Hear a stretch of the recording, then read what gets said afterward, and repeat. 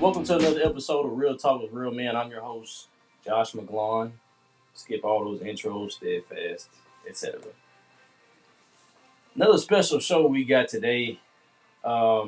He's already put me under the fire once, so I'm gonna set his feet to the fire for a change and see how it feels to you. I ain't gonna take you that too far down. That's okay. But I'm just let it flow. That's cool. And then stay out the way and let it go. You know what I mean? I do know. So I kind of just want to talk, me and you.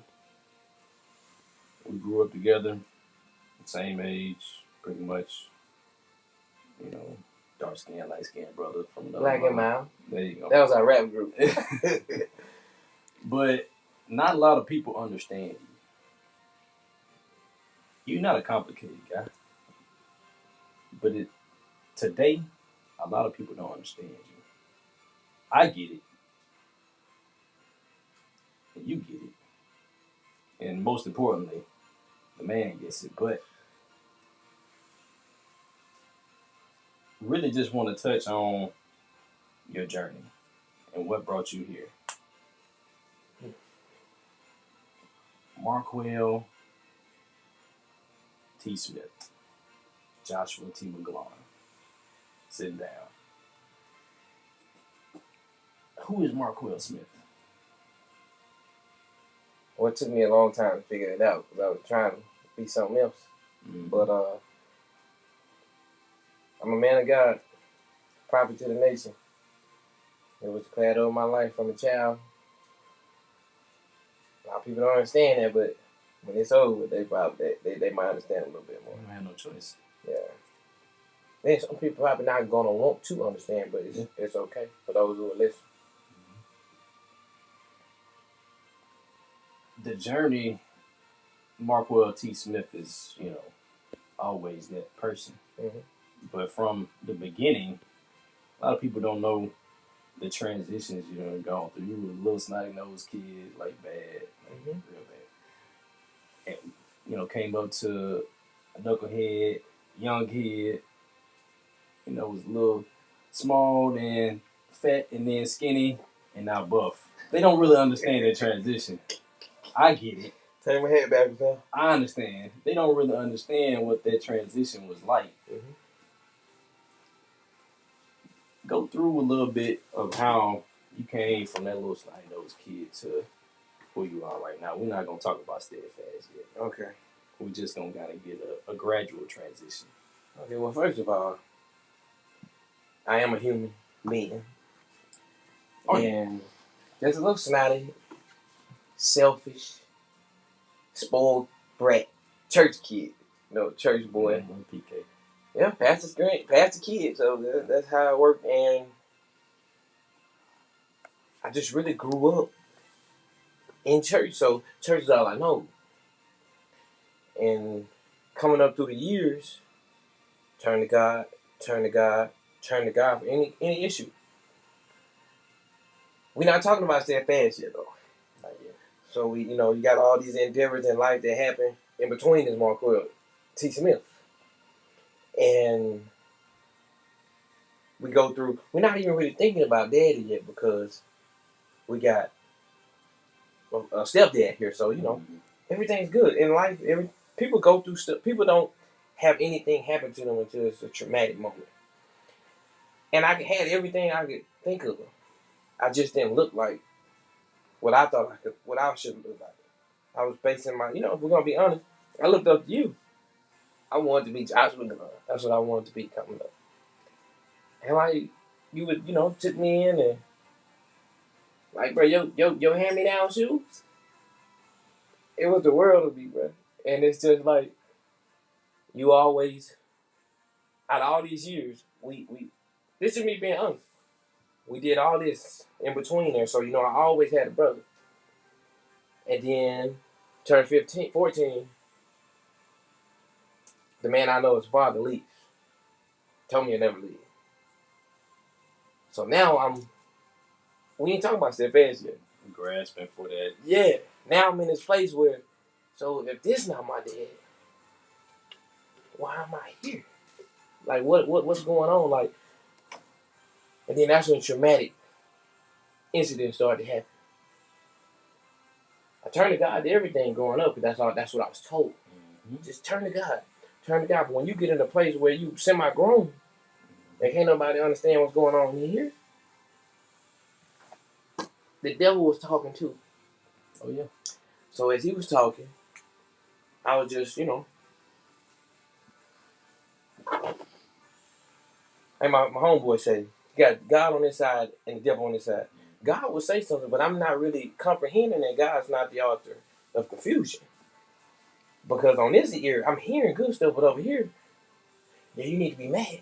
Mm-hmm. And so then I go on this long journey on trying to figure out who my father is. I know that it's going to come together. You know who was with me when I met my dad for the first time at 16? First time and last time I ever met him? Me. You. Alfred Taylor. Yeah, you remember that, but I do not. I do. I remember one of them. Back then, they didn't want me. Now Nah, how they don't want me, he made you that shirt. Yeah. And it took forever to get it, but he came through. And that was 16.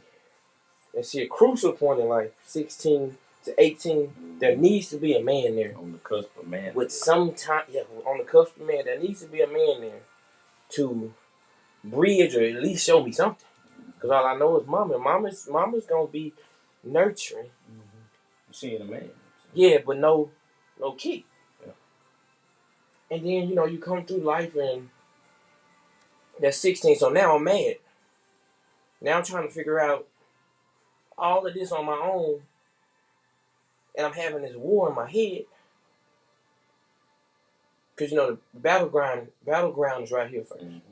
So I'm trying to figure out, why am I like this? So I'm around you laughing. But I'm depressed at 16 years old. Because the man that I knew left. That stability got removed. Right. But then you have to look at that, right? You have to look at that. I said I'll never be like him. Sometimes you are what you see. What you're around, what raised you, you become Product of your environment. Yes. Yeah. Monday through Thursday, he didn't talk. Friday to Sunday morning, he'd turn up. So I said I'll never be that. So if I don't have anything like this, I don't know what this is. I keep saying I'm not going to be this. The devil going to find a way to try to sneak in there and get me to become this monster that he's... See, because the way God got a plan, the devil got one too. Oh, yeah. But I wasn't strong enough to really know how God's plan was going to outweigh all of this right here that was going on in my head. I'm talking about at the early age, 16 years old, I hear the devil telling me stuff like, if you just die, you ain't got to worry about this. Mm. That's 16 years old. Suicidal at 16. And then there's a gap where my cousin steps in. He showed me how to change the oil. Showed me. So I'm trying to stay away from the Steadfast part because that's what you asked for. I got something before that. So. Okay. Change the oil and to learn how to drive. So my mind comes off of that.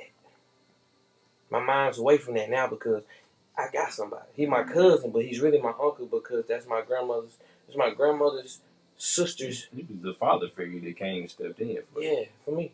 Mm-hmm. And I'll leave it at that. And he did that. And I appreciate every inch he did until he left. Yeah. He left too. So now I'm 20. 23. At 2023, Quailman ENT. I created Who was Quailman? He gone. First of all, everybody. Quailman ENT is no more. So don't try to bring him back up. He dead. He ain't coming back. Who was Quailman ENT? How did he get... We just talked about how he got birthed. Mm-hmm. But who was that person? At a young age, I wanted to be an actor. So instead of dealing with my pain, I got good at acting. So Quailman Entertainment was an entertainer. Through my entertaining in school, that's how I got that name. Mm-hmm. Started then, but through the years, I would entertain in class, and as I was entertaining, I'm hurting. But I'm trying to make you laugh. But you got that attention. Yes. I was fiending for it. My mama did what she could do. My grandma did what she could do. But at school, everybody, everybody, all you did was laugh and this and that. But when I go home, ain't no entertainment no more. I gotta deal with devils. TV shut off. Real devils. Real life come up. And the battle starts even harder. Now let's jump back to 23 on my cousin. He dies. I'm at work. I go see him, and when I see him, he grabs my hand. He like, "Don't leave." And I'm like, I gotta go back to work. And he was like, "Bro, no, don't leave yet." Still on Quillman ENT. I want to tell you when he died. Quillman ENT died that day. So I said, "Man, I gotta go, man. I'm gonna be back though. You gonna be alright because he's done this before and bounced back, came back and everything." So I'm like, he gonna bounce back like usual. So I'm thinking it good. So I'm getting ready to go to the movie theater. I'm ready to go to the movies, and they call me and tell me that he gone. I never wanted to be a drinker, but that day, that was it. When he died, all I could do was figure out that's what he did to cope. The only man I knew that was at the house. So I'm gonna start drinking. And I cried so hard and went into a depression in the car. If Zoe hadn't been in the car, I would be dead because I forgot that I was driving. It just hit me in the car. And as I'm driving, I had to go to the liquor store. Gin. ENT dies. Magic is born. Forgot about Magic. Magic is a monster. A monster. And then in life, what people feel I know I'm taking you fast, but what happens is people forget. They always want to talk and say, why he do this? Why he did? Ask what? What caused this? You got to realize I dealt with no daddy. No daddy.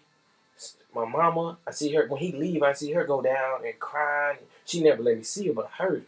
So I'm hearing my mama cry, but I'm seeing her smile in my face. So I'm thinking, this is what men are supposed to do. We're supposed to cry in secret, but I'm building a monster inside of me. So now, no crying no more. It's time to drink. So when I drink, the store is called Wine and Spirits, but I don't know this thing. So when I'm on these bottles, man, I'm turning it all the way up. And that spirit in me, that monster that was in there. That magic. Magic. Like, that's all they knew me as. They didn't know my name. They knew me as Magic. So when Magic comes on the scene, you know what Magic does. And you gotta realize, when Magic come on the scene, Magic wasn't Magic before the liquor. Because I was still pure. But the liquor, the influence, you gotta make sure the influencers are pure. And if they ain't pure, check their resume first, because you go down a long road of hell, like I did. And so I turned to the bottle for answers. And now I'll let you ask another question, because there'll be more. So the transition from ENT to Magic, what's the space in between those people, those alter egos, and Steadfast? What happened in between them? Because I know something. There was a space in between. 10 years. There was a space of void. 10 years. Thinking I love women. You want to know what happened? Thinking I love women. Hurting them, not caring about them, because I'm trying to feel something. I'm trying to feel a daddy spot that I can never feel, even if daddy was there. And I'm looking for. I done forgot about God by now, because I'm hurt. I'm in pain. I'm hiding underneath. Looking for anything to numb. Anything. So I was looking for my daddy and women. I wasn't engaged with all of them, but I was emotionally hurting. I was thinking I was loving one, but I was hurting the other. But see, I think I'm going too fast now, because that's when Steadfast come in. That's when I start to realize that. And then I have to tell you this right here. Bread Corellis. my mother's husband. He was there in the 10-year gap. Mm-hmm. Now I'm 32. It's been 16 years. He never left. He's the current constant. Yeah. And he always, it was almost a baby boy and Jody a baby boy and Melvin situation. But he knew what to say, when to say, and how to say it to make me realize that I wasn't alone. Because I was thinking, suicide was real, bro. Mm-hmm. Like I say, real. Out on the island, ready to jump in the water, but whatever happens, That's it. And just hurting people, hurting myself. Hurt people. Mm-hmm. But I didn't realize that until on down the road. But I hid it very well. I hid it behind a smile. And I know that's what a lot of people do. They hide behind smiles because they think that's going to save you. But if you run across somebody like me that know what pain look like, that know what oppression looked like before the depression and the anger. See, and the anger came. The anger that's a whole nother situation. Because I'm mad that I'm building. I done built up so much pent up aggression. Now I'm taking out the pain on people and don't even realize it because I'm thinking I'm helping me, but I'm destroying people. And now I'll take it slow. Good, man. You good. Take it slow. It's real. Now I'm going to Steadfast. That'll jump into Steadfast. So yeah, I'm the anger and the lust mixed up together was a ticking time bomb. It got so bad that my own grandmother was gonna put me out her church. My own grandma, that's how bad it got, but I couldn't help myself because I had got so deep down in pain that I couldn't really. My head was just afloat, but nobody was asking why. What he doing it for? What he doing that for? Well, somebody should ask why. Are you okay? Are you okay? Nobody ever asked me that. And as a man, you really want to hear that? But nobody asked me. And so when nobody asked me, I just keep on feeding the monster. Mm-hmm. And as I keep feeding the monster, I got little cousins that's watching me. And then when I get older and they become old enough to do what they do, some click one day, my little cousin came to me and told me, I learned from the best. Yep. That's not good. Mm-hmm. That's not it.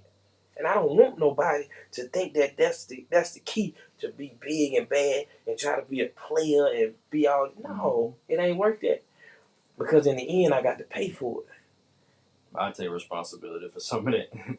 Because he tried to put that J-Mac name on there. I was like, no, don't put J-Mac. Because my wife is like, wait, who was J-Mac? Yeah. And I was like, well, it is just Josh McGlon.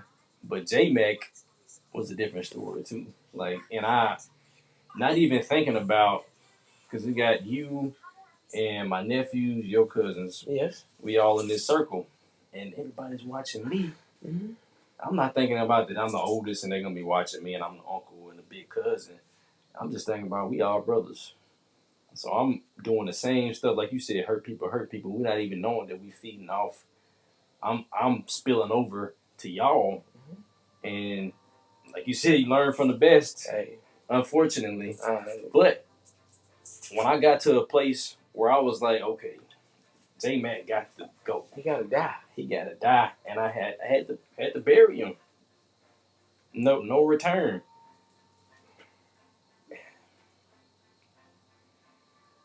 You gotta watch what you do and say and act around anything, any situation. You never know who's watching or listening.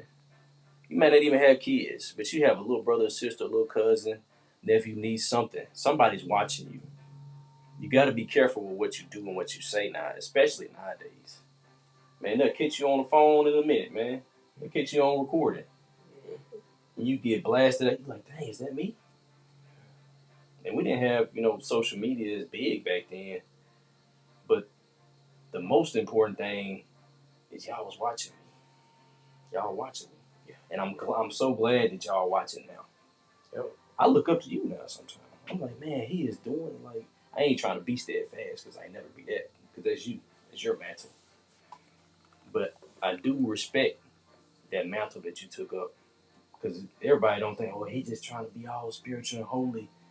He made a conscious choice. He made a conscious choice, a conscious decision, and he like, Quail Man ENT, Magic, that's all gone. Yeah, I'm still Marquel Smith, but now I'm Steadfast. Steadfast iAM. Who is Steadfast? He's unmovable. He's unwavering. When times hit me and things happen, I gotta be able to take it. Because the things that's happening to me, it's not for me. It's for me to be able to be a vessel to let somebody else know that they can make it. Mm-hmm. Steadfast it's a name, it's a title, but it's a lifestyle. A lifestyle. I can care less about the shirts, care less about the hats. I really can care less about people what they think, why I do what I do, because why I do what I do is why I'm still here. Because even when I wasn't Steadfast, God came in that room when I was finna blow my head off. December 26, 2013. It's funny, right? Right after Christmas, everything's supposed to be holly dandy. No, the devil never stops. You don't take a holiday. But my cousins was in that room next door. And God showed me something. In the midst of my mess and my hell, He showed me that I would be a coward. I was being selfish because I didn't think about who this would affect. I was just worried about me. And if I had took my life, I haven't done a lot in the world yet. But I couldn't have made the difference, the small difference that I made if I wasn't here. And I had to realize that cowardness is hooked to selfishness. It's always about Quill. It was always about Quill. What Marquel want to do, how he feel. Never considered the perspective of no one else's feeling. And God got me out that moment. And I got up. And I took the gun to my grandmother's house. Still cocked, still loaded. And I told her, you might want to take this. And that's when something started to break. My granddaddy grabbed me because I had beat the washing machine. So much anger that was pent up. I beat it. And my granddaddy grabbed me from behind. I remember it like it was yesterday. And he just hugged me. I never had a hug from a man. 24. I'm 23, 24 now. Never had a hug from a real man. They didn't want nothing from me. They didn't have an agenda for me. And when he hugged me, it's like healing. Yeah, because I was mad at men. I didn't listen to no man forever. Because no man tell me nothing because I ain't never had no daddy to talk to me. So you can't tell me nothing. And that day when he hugged me, that's when I said, man, I'm really sick of being this. I'm really tired of hurting people. I'm tired of hurting me. But it felt good at that moment, so I was just tired then. Mm-hmm. But the bottle came back. Yeah, we got a 4-year break in there. I did whatever I wanted to do, but what I have to tell people is when you are going through hell and high water, God's still tugging at you. It's that feeling that don't make sense, but it's that feeling that no, somebody's still there with you. Like I'm here. You angry, but I'm here. You feel alone, but I'm here. But I ain't really want to hear that because I'm mad. So I turned to weights, and then I turned into the hug. And when I turned into the hug, I forgot about God, and all my pain was just I was just pressing. And then it got to the point where it was my drug. I'm working out in the morning. It worked, whatever. Yeah, I'm working out in the morning. Working out in the morning. I'm working out at night. I'm working out at 3, 4 in the morning. Got to be at work at 5. But I kept making different gods instead of God. And then I stopped there and then I'll let you do you. You're on track right now. So I knew God. I had a relationship with him, but I didn't have. Yeah, I had a form with him, but it really wasn't what was necessary for the journey to get me where I am. And I broke down in the gym one day and I said, God, I really want to change. I think I'm like 26 now. Because I went to the gym for like 6, 7 years straight. Every day, I never missed a day. I remember. And it's just like, I'm here, but I'm still missing something. And then I become angry with my mother in between. And it took me a while to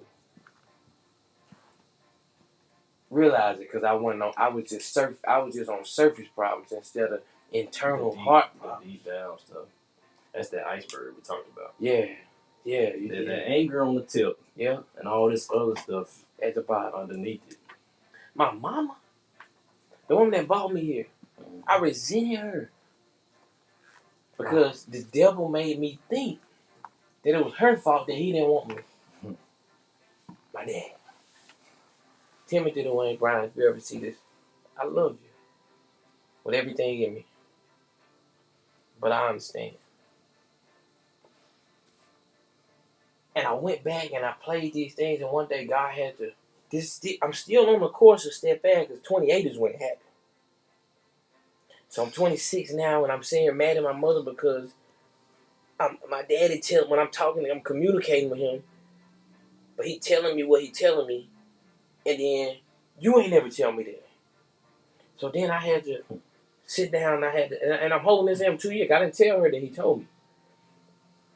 And so I'm going through this battle within myself again. So now I'm drinking. Though I'm drinking at church.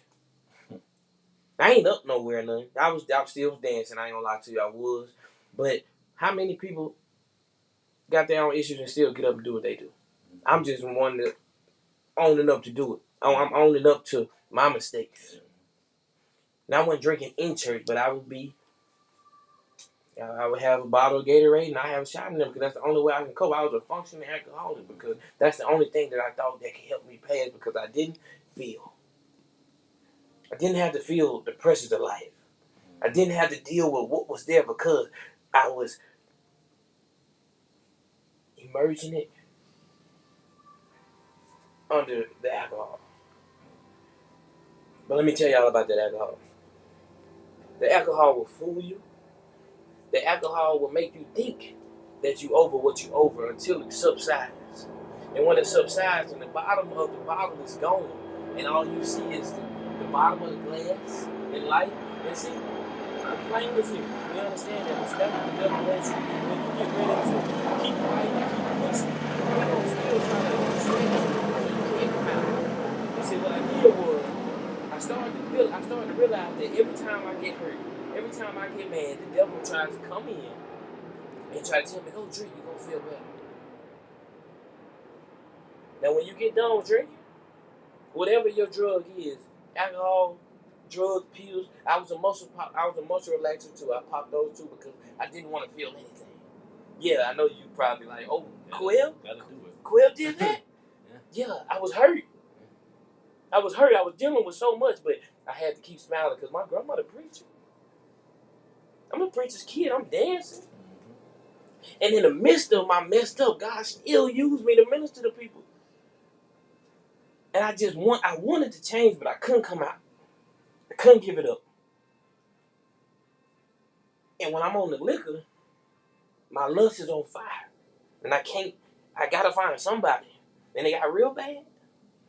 But what I had to do was I had to realize that the same God that came in that room at 23 was the same God that was there at 27. But I couldn't put my finger on it. But I had to realize that the same God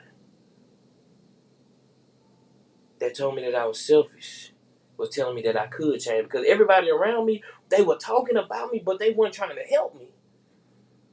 They were doing what I was doing too, but it was okay then. But when I decided to, I didn't decide.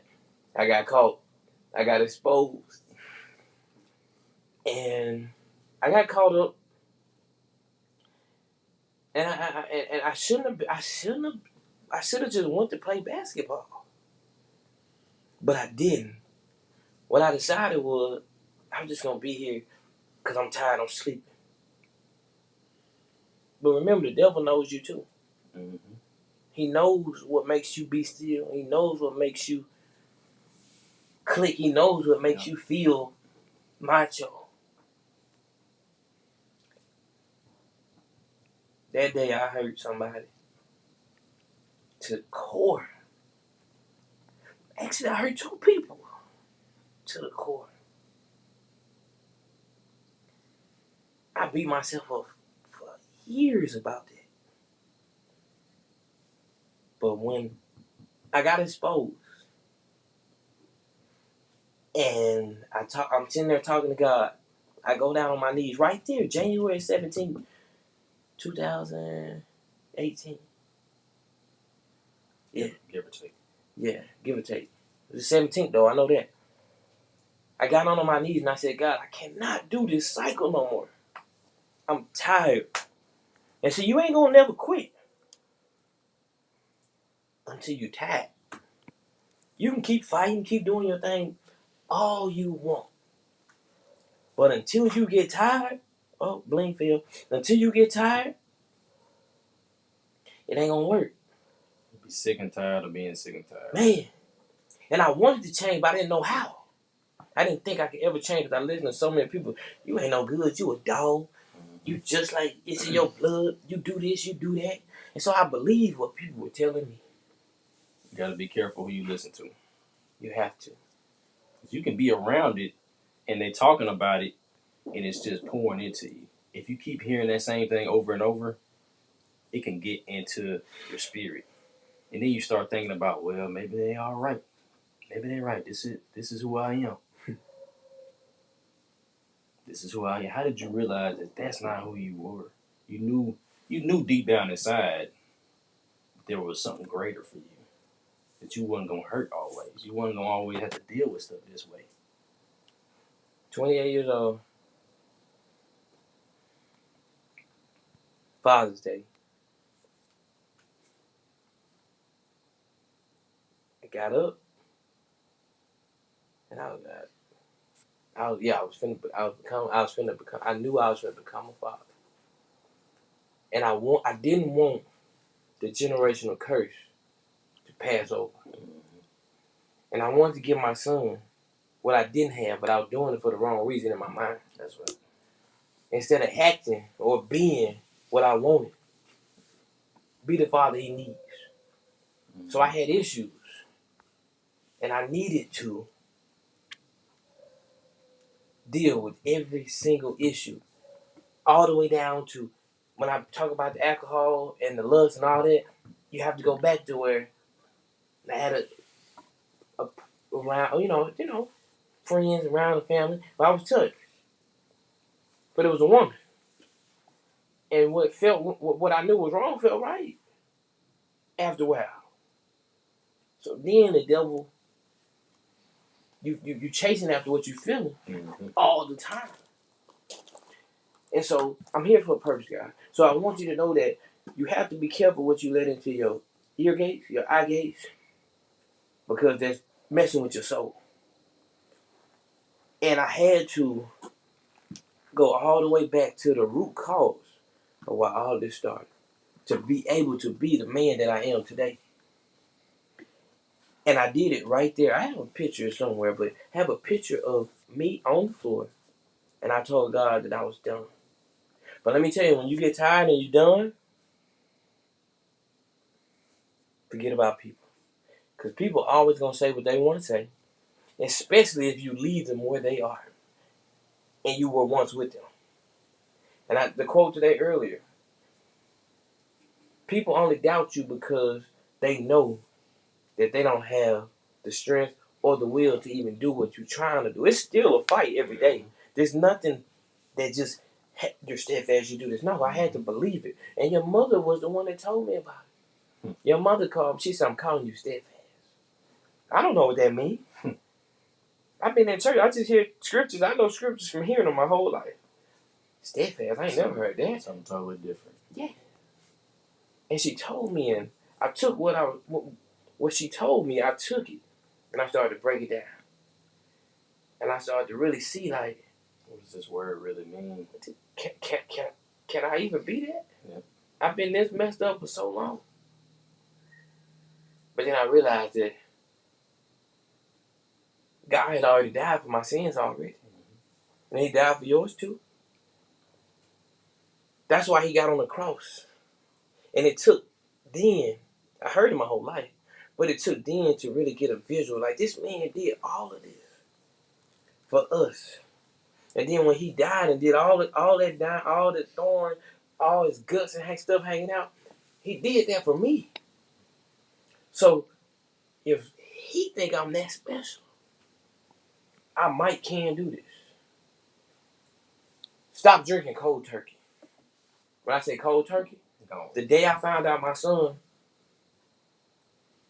was a boy at the gender reveal, I was so drunk I didn't even know if I was going to hit the ball. But the fact that it was just in me to swing, I know how to swing. I remember. It was just muscle memory. I killed it. And then I was taking shots the whole time. Because now I got to deal with this new pain. Mm-hmm. I don't know how to deal with this. This is new. I ain't never had no daddy. How am I supposed to do this? So then I go to church.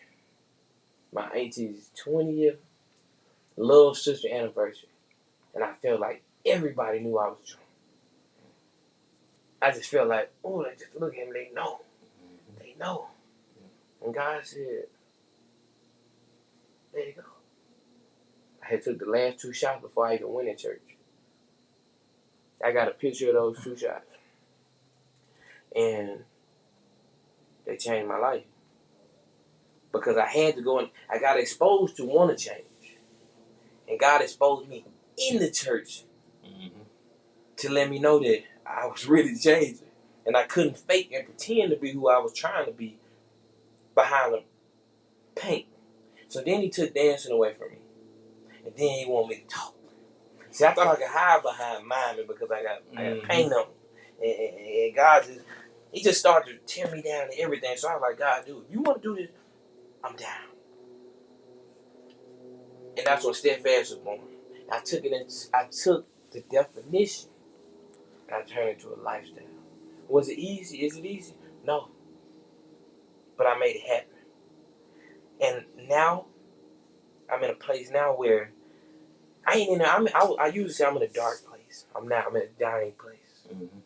And dying makes you feel like it's dark. The dying make it feel like it's dark, but it's really not because God's still there. Because He's trying to birth something in me, but He can't do it with me in the way. And then I have to realize that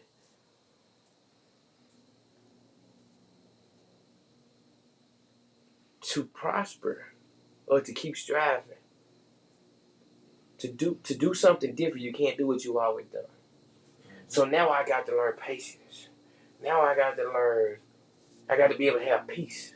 I didn't get my first set of peace, like real deal peace, I was 30. I was angry for 10 years. Mad at everybody. They didn't even do nothing. But the number one thing was like my grandmother told me something. And it really hit home. I'm mad at somebody that I don't even know. And they got that much control. And then she said something else that really just stuck. How can somebody teach you something that they never had? You just don't know how to deal with you. And something clicked. Like the light came on, I was like,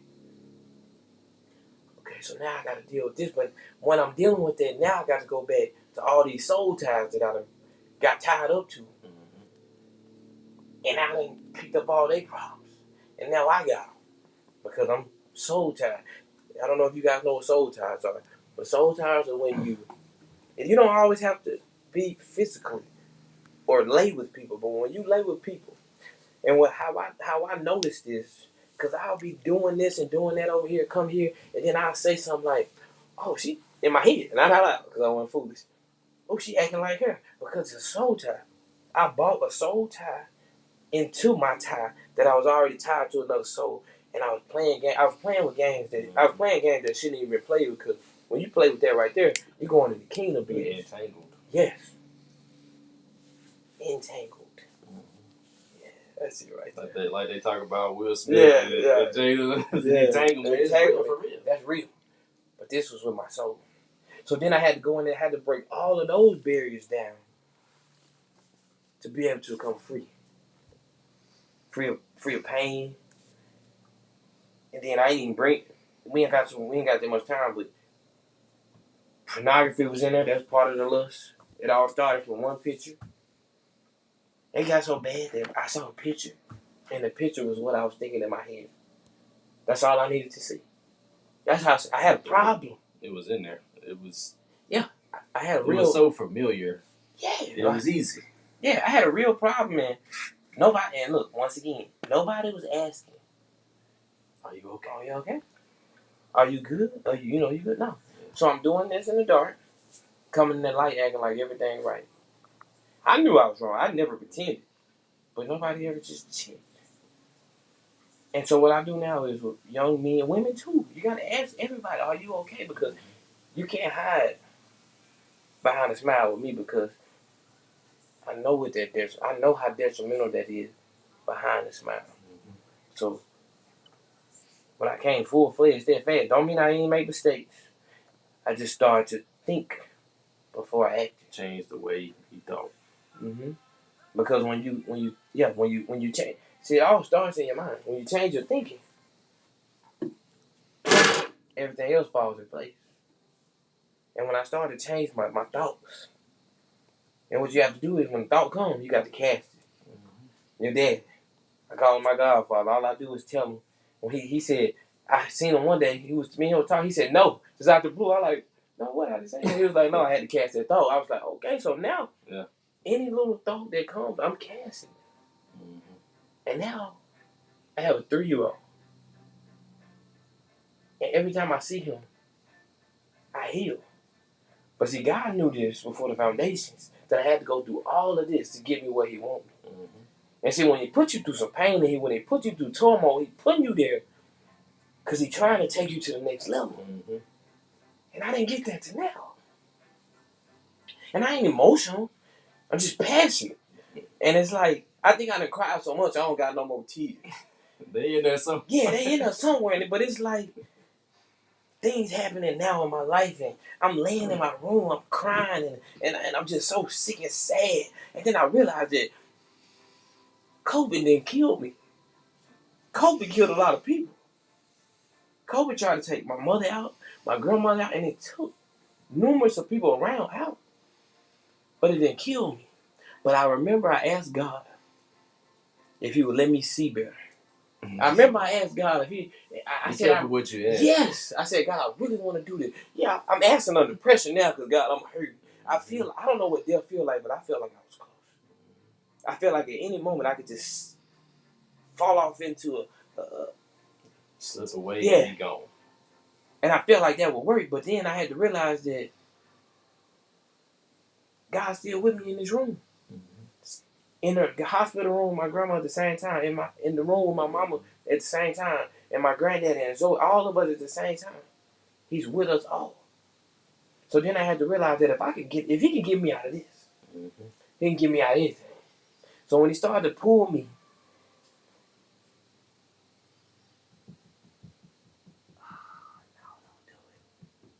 it's there. It's right there. I told Him I'd be obedient. And when I was obedient, what came with the obedience hurt me.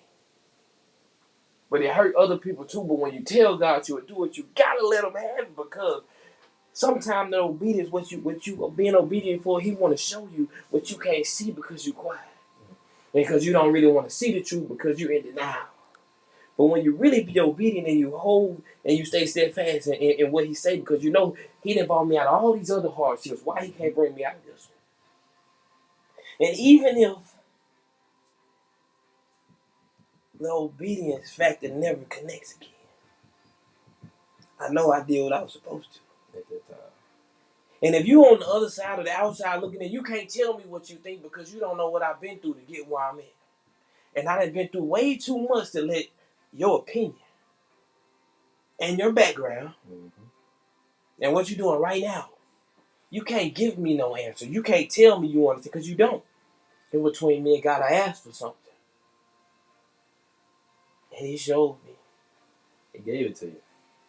And God ain't gonna never ask you for nothing That you can't handle. that you can't handle. But he gonna ask you for what you don't want to let the handle go up. And it don't mean that he wanted to let the handle go to take it. He just want to see if you trust me with this. I trust you, God. I trust you, God. I do. That's how we be. I do. I let this hand go, God. I trust you because I know if I really trust you, they might not understand. It might not understand, and then I'm gonna be rejected again. But to get over rejection, you have to be able to put yourself out there to be rejected and be okay. To get over anger, you got to get yourself out there to be hurt. To get over frustration, you got to get out there to get flustered and be able to muster up and get out of it. It's called faith. Yes. And you can't worry because when you worry, faith is dead. It cancels out. It cancels out. Listen, I was not trying to get. I was there. Oh yeah, I was not trying. And this is no shots or anything. This is just life. You have to be prepared for what comes with God. The song, yes, it gives you 7 to 8 things he'll ask for. And sometimes he'll show you before he asks for it. I got this. I can handle this one, God. But I give you this one right here. See, that one easy. I do that all the time. Yeah, we all do. Nobody's perfect. There's only one man that was perfect, and that was him. But if I wanna, then my steadfast heart has to be after his. So I can't think how I think because how I think is connected to my heart and it's connected to my flesh. And it's going to be simple. My thoughts even be simple. And you got to realize sin is very tedious, y'all. It ain't just sex. It ain't just, it's all the way down to a thought or wrong. That's where it starts. Yes, it's all the way to. Down was won and lost. Exactly. It's like if you was talking to me, why he talking like right then, I done let something in my heart. Because I didn't got angry that fast and I just opened up and he just dropped the chop in there. It's just like trust. Trust is lost in buckets, but it's gained back in drops. And God the same way. But the devil plays the factors just like that. When you open up a little bit, them little drops start to grow. And then I've cried so much that I just said I ain't crying no more because I'm hurt. I'm just watering my foundation. There you go. I'm watering my future. And I don't know if we went too far, I don't know if we went too long, but you brought it to where you are today. Yeah. The steadfast today. It's still a journey. You got to understand, everybody, that this is still a journey that you're on. It's not about the end product, the destination. Because the destination, you really never get there. Yeah, never. Well, I'm striving for perfection. There's no such. I mean, we strive for it, but you never obtain it. But as long as you live in that same thing, striving for that. Don't say I'm trying. Say I'm doing it. Somebody told me that the other day. Said I removed trying from my vocabulary. I'm doing it, and you did it. You did, Steph. That's where you at now. You did it. If you did nothing else, you did what you were supposed to do. Like you said, that obedience. Obedience is greater than sacrifice. My dad says that all the time. Obedience is great. And sometimes there is sacrifice with obedience. If you're obedient, you're going to give up something probably. It's a good chance you're going to give up something if you're really trying to get to that pinnacle where if you really want to be there. Like you told him, you said, hey, I don't want to do this no more. show me. What do I need to do? And it came. Be careful what you ask for. If you're gonna ask for this up here, it's a whole lot to get to that. It's a whole lot to get to it, but you there. You can truly say that you standing on that platform. That's you standing on what that steadfast is in the dark by yourself, out in front with everybody else. It's lonely. Millions of people watching. Same. And that's how you gotta be. You can't be two people. I can blend in with all kinds of people. I can wear a certain tie. I can come out with my tattoos like this. I can go out to work with my shirts, with my button down shirt, but the same thing is inside. The same thing. Marquel Smith was always there. Steadfast was always there. You just didn't know it. Yeah. But sometimes you gotta shed those phases in your life. You have to go through the journey to get there. You go through stops in different destinations to get to the ultimate destination. And I appreciate you. I ain't even gonna ask you, are you okay? Because I see peace in your eyes. Yeah. I see peace in your eyes, and that's what matters. But I appreciate you. I love you. And I respect everything that you stand for. There would be no this without you. You always say it's my show, but I had to swallow my own pride to bring you on. Because you got your own following too. But together, that's when we gonna make the difference. And you can't do it by yourself. They can't do it by themselves. I realize that. I can't do it by myself. And if I can leave you with this, because Let's leave it. anybody out there dealing with any type of pain, because there's pain, two types of pain. One of the pain, it's going to hurt you, but the other one is going to change you. But to be able to be changed, you have to go deal with the pain that you're not dealing with. Mm-hmm. Go back. You might have to go back and ask for forgiveness. You might have to go back, because I had to go all the way back down the line deep to ask people to forgive me. Just out the blue. They're like, why you? I said, because I got to do this for me. And forgiveness is not for the person. That's right. It's for you. Mm-hmm. And that's the only way you can keep growing. And remember when you're young, just think of a baby teething. That means he's growing or she's growing. But it hurt. And if you ain't never going through nothing, the pain that changes you, Mm-hmm. you ain't going to grow. So just dig deep and deal with your issues, because I only came on here to be transparent so you don't have to go through what I went through. And that's it. And I appreciate everything you said. For sure, man. It's been good, man. Yeah. I feel like I ain't make you cry all the way, but you got close. Yeah, cool. But you said what you need to say, man. I appreciate it. Yeah. Appreciate y'all joining us, listening, watching. This is the beginning of something big. Real talk, real men. Steadfast.